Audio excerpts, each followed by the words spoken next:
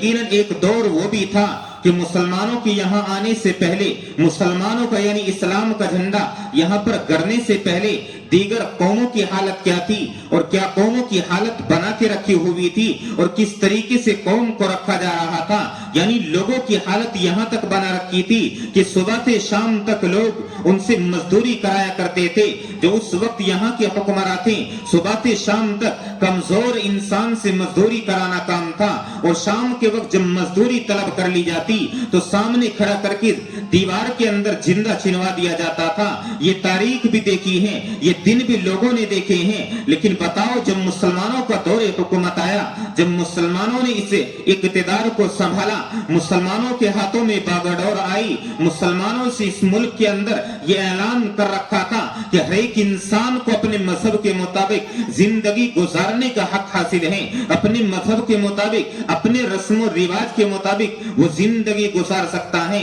लेकिन आज फिर कुछ फिरका परस्त नफरत पसंद लोग ये कहते हैं कि मुसलमानों ने हमेशा इस मुल्क के अंदर गद्दारी की है। मैं उनको बता देना चाहता हूं कि सबसे पहले जंगी आजादी की आवाज उठाने वाली कौम भी मुस्लिम कौम ही है। क्यों? इसलिए कि यहाँ पर मुसलमानों की हुकूमत चल रही थी, मुसलमान हुकूमत कर रहे थे, मुसलमानों से बागडोर छीनी गई थी, अंग्रेज मुसलमानों के ऊपर काबिज हुआ था, मुसलमानों के ऊपर जुल्म तशद्दुद किया था। तो सबसे ज्यादा मुतहर्रिक अगर कोई थे, सबसे ज्यादा कोई इंसान अगर यहाँ पर नजर आ रहा था और अंग्रेजों की आंखों में अगर कोई खटक रहा था तो सबसे ज्यादा मुसलमान ही खटक रहा था। मुसलमान कौम को यहाँ से सफा हस्ती से मिटा देना चाहते थे। लेकिन अल्हम्दुलिल्लाह ये दीन यहाँ पर अगर पहुंचा है तो ना तो ये उस वक्त मिटा था, और आज भी जो लोग यहाँ से मुसलमानों को निकालने की बात करते हैं, मुसलमानों को यहाँ से भगाने की बात करते हैं, मुसलमानों को देश से निकालने की बात करते हैं, उनके ज़हनो दिमाग के अंदर ये बात डाल देना मुनासिब समझता हूँ कि हमने इस मुल्क को